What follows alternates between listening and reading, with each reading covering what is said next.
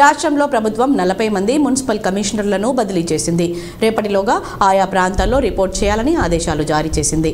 అయితే రాబోయే రోజుల్లో మరిన్ని శాఖల్లోనూ అధికారుల బదిలీలు చేపట్టనున్నట్లు తెలుస్తోంది.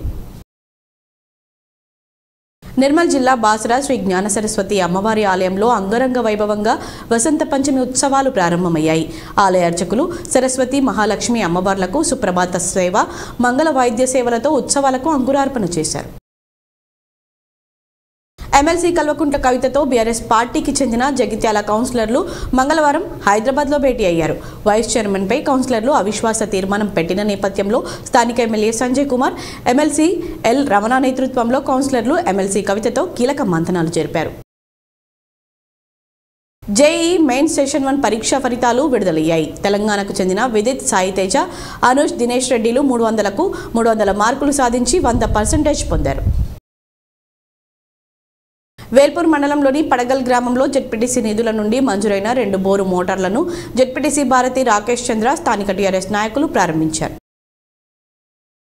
నిజామాబాద్ రైల్వే స్టేషన్ నుండి అయోధ్యకు వెళ్తున్న ఆస్థా స్పెషల్ ట్రైన్ను నిజామాబాద్ అర్బన్ శాసనసభ్యులు ధన్పాల్ సూర్యనారాయణ గుప్తా ప్రారంభించారు.